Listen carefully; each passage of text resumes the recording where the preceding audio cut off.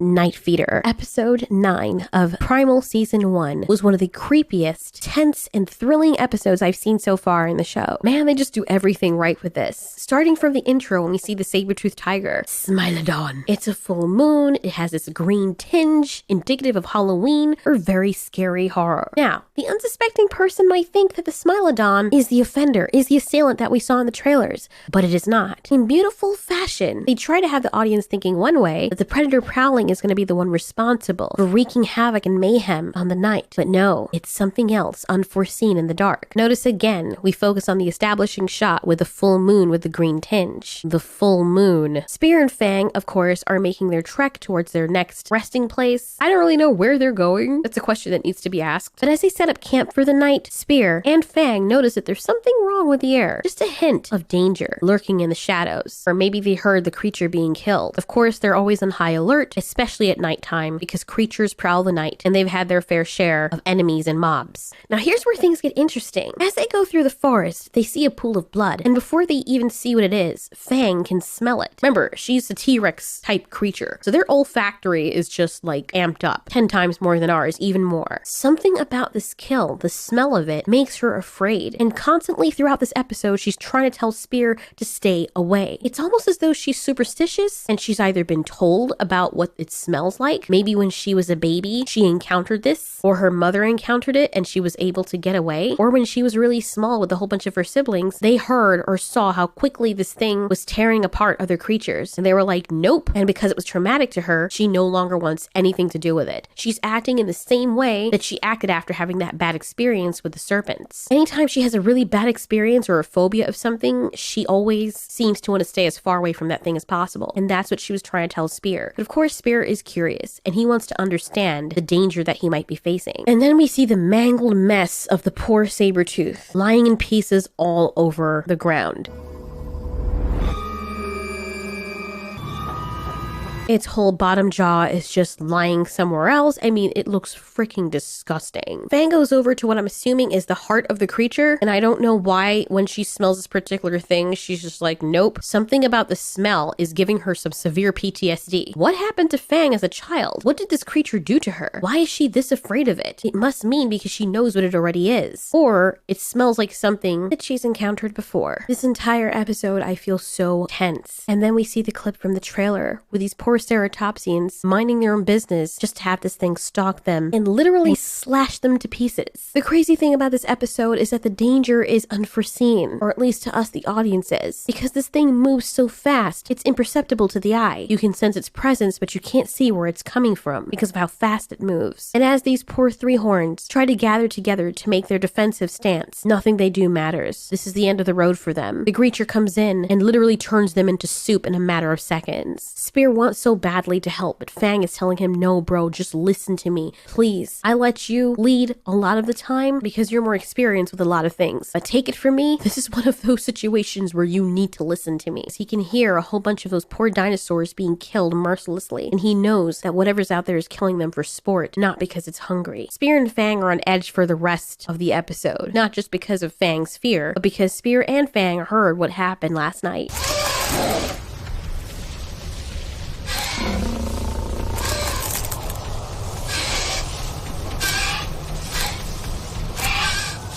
Now in this scene, I don't know what the hell was going on with the wind and the monster that was following them, but it sounded like it wasn't really happy that it was so windy. I have no idea what that has to do with anything. Maybe it was frustrated because it couldn't smell well because the wind was carrying scents all over the place. By the way, I was kind of confused when I saw the mantid. I'm like, oh yeah, I read somewhere that praying mantis fossils were found like 140 million years ago. So these guys have been around for a long time. And I looked up houseflies because we see something that looks very similar to that of a housefly. And it said in thoughtco.com that true flies are ancient creatures that appeared on Earth during Permian periods over 250 million years ago. However, houseflies seem to be relatively young compared to their dipteran cousins, which means that what we're seeing here is a relative of the housefly, but it's basically a fly. Like, we call it a housefly because we see them in our house. But yeah, same strain. I just found that interesting. Now, in this scene where their fire goes out and they hear the creature, but they can't see it, something primitive inside of them says run. This is a creature that you don't understand. It doesn't follow the natural laws of predation. And so, of of course, in addition to what Fang's been telling Spear and how she's been admonishing him, you see fear in Spear's eyes, and you don't get to see that a lot. The fact that this creature can cut through trees like butter is in itself terrifying. I like how they laid out the entire scenario of this creature and its abilities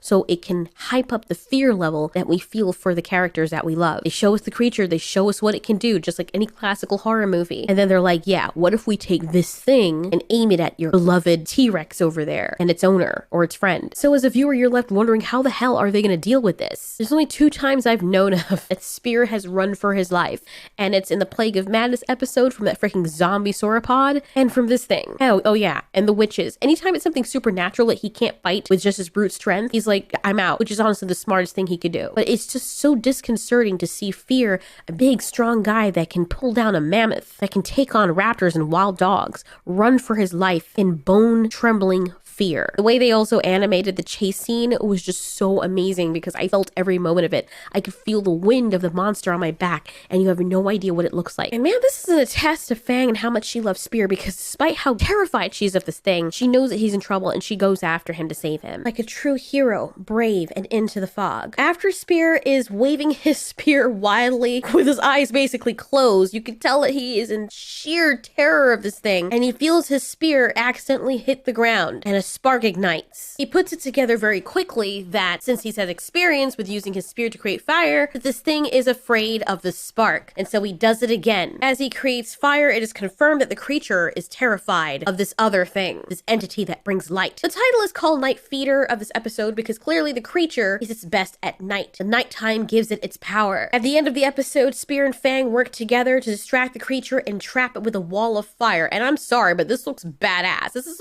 like something someone would use in their intro. I am the one who brings fire. After they trap it in a wall of fire, Spear lights the tip of his spear and launches it straight into the middle. Of course, he's an expert marksman. They even foreshadow that or let us know that very early on in the episode when he was hunting for fish. I don't know what kind of dinosaur this was, if it was a troodon or something. Listen, it's some kind of creature that we don't understand. And it's like poetic justice. It gets engulfed in flames. Something that it doesn't understand. Something that it's terrified of and does not have the strength to fight against, which is exactly what it was like to every other creature. Something that kills unceremoniously, without prejudice, without mercy, without cessation. It's kind of hilarious because it's one of those situations where you really literally need to kill it with fire. Beautiful episode, scary, just beautiful, tense, slasher film. Like, this is one of the best horror theme things I've seen in a while. And what's really interesting is the creature. It moves so fast. How is it that it moves so fast? Is it just our perception of it as the audience? How the creatures see it? Or is it supernatural? We already know that there's supernatural stuff in here. This thing is basically like a werewolf because the full moon was out, and a full moon typically lasts from 3 to 5 days. So it could have just been really bad luck, and this creature is a were creature. I mean, if witches exist, zombies exist, then werewolves must exist too, or were creatures. The next thing that we'd have to ask is, okay, let's say this is not a supernatural thing. Are there other creatures like this? I don't think that would be the case. I think this is a special case. If those Coven people created all manner of weirdness and we have a Wendigo, then there must be other cryptids out there. This creature is probably just some normal dinosaur. Dinosaurs aren't exactly accurate in this movie. There could be a mix or inspiration from different dinosaurs to make what we think is an actual dinosaur. But this creature obviously moved at a speed that was not natural. And I don't think regular predatory dinosaurs have the ability to slice through a freaking tree that's tall as a skyscraper and have it just cut in half or fell a forest better than a chainsaw or a machine can. I mean, this is just freaking weird. Like, this creature wasn't on next level. This creature seemed more supernatural than anything else. And I love that it just keeps us guessing. Anyways, we're gonna be talking a lot more about this because we have what I'm guessing is the finale coming up, which is episode 10, Slave of the Scorpion. I don't know what that's gonna be, but it's gonna be one hell of a finale because you know how Primal likes to do. And this is the actual finale. Before it was a break in the season, now it's the actual end of the season. Ooh, I'm so excited.